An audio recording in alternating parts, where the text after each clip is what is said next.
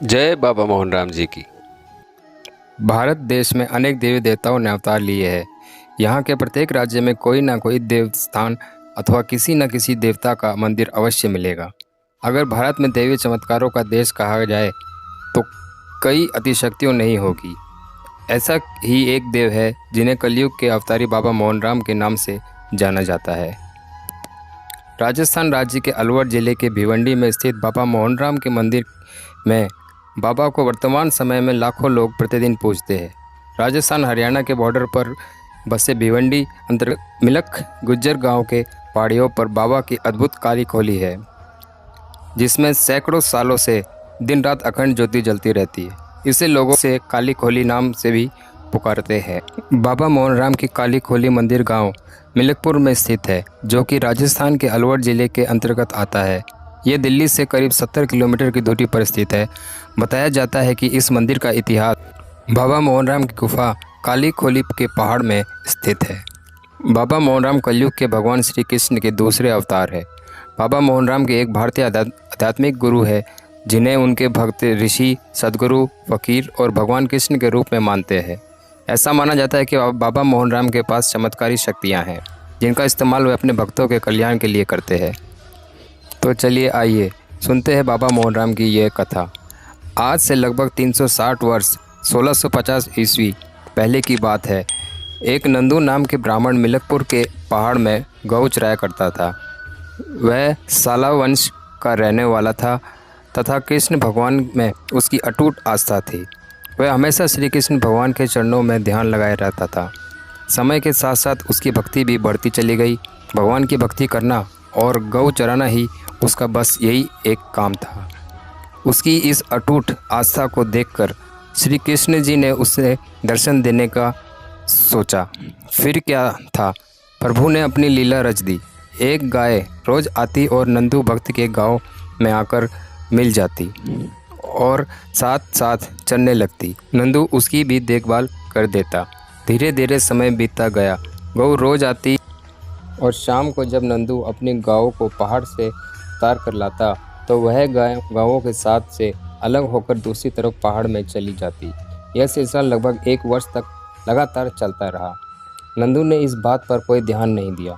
एक दिन की बात है कि जब शाम हो जाने पर वह अपनी गायों को वापस लाने लगा और वह गाय अन्य गायों से बचकर अलग जाने लगी, तो उसने सोचा कि यह गाय रोजाना आकर मेरे गांव से है और शाम को अलग होकर दूसरी तरफ चली जाती है।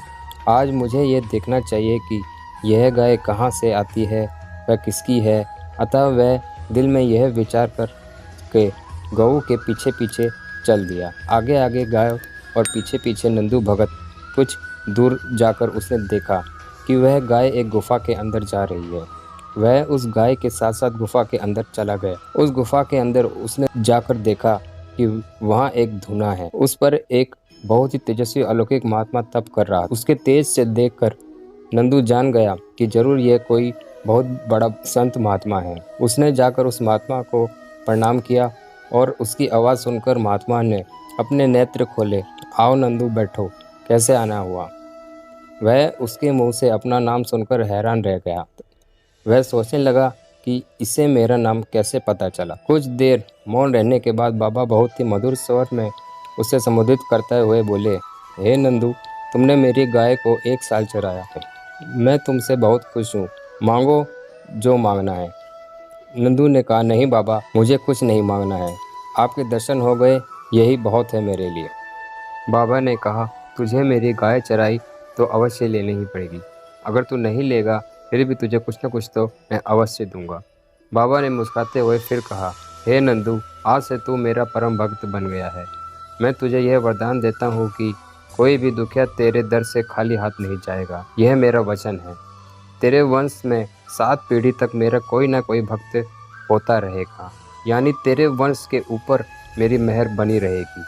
आज से तू मुझे बाबा मोहन राम के नाम से जपना और आगे चलकर यही मेरा नाम भक्तों के दुख दूर करने वाला होगा। इस घटना के बाद नंदू भगत ने काली खोली पर ज्योति जलाई। साथ ही मिलकपुर गांव में स्थित झोड़ की पाल पर कुटिया बनाकर उनकी भक्ति करने लगे। तभी से मिलकपुर भिवाड़ी में बाबा मोहन राम की पूजा होने लगी। और आज साल में लाखों भक्त उनके दर्शन के लिए आते हैं। मंदिर के पास लोग सच्चे मन से भंडारे का आयोजन करते हैं, जिसमें वो लोगों को खाना खिलाते हैं, जिनसे उनकी मांगी हुई हर मनोकामनाएं बाबा मोहन राम जी पूरी करते हैं। तो भक्तों, यह थी बाबा मोहन राम जी के प्रकट होने की एक छोटी सी कथा। बाबा मोहन राम से जुड़ी कुछ अन्य बातें भी है, जैसे कि ये उनके सर के चारों ओर एक सोने की अंगूठी है, जिसमें सामने एक मोर पंख लगा हुआ है। साथ ही में एक मोटी व रुद्राक्ष से बनी माला भी पहनते हैं। बाबा मोहन राम नीले घोड़े पर सवार होते हैं, इसलिए उनको नीले घोड़े के नाम से भी जाना जाता है। ऐसा माना जाता है कि उनका नीला घोड़ा भगवान शेषनाग का अवतार है, जिसकी गति हवा से भी तेज है। माना जाता है बाबा मोहन राम का घोड़ा जब भी उनके किसी भक्त को मुसीबत होती है, वह तुरंत वहां पहुंच जाता है। बाबा मोहन राम को एक साधारण कपड़े पहने हुए साधु के रूप में देखते हैं। बाबा मोहन राम का दिव्य ज्योति के रूप में भी पूजा जाता है, जो चमत्कारी शक्तियाँ रखती है। बाबा मोहन राम के यहाँ मुख्य मेला साल में 2 बार होली एवं रक्षाबंधन की दोज पर लगता है। इसके अलावा भी हर माह की दोज पर यहाँ मेला लगता है। यहाँ मेले में लोग राजस्थान, हरियाणा, यूपी से दर्शन करने के लिए आते हैं। अभी फ़िलहाल में नंदू भगत की 7वीं पीढ़ी के वंशज मंदिर ट्रस्ट के पदाधिकारी के रूप में जिम्मेदारी संभाल रहे हैं।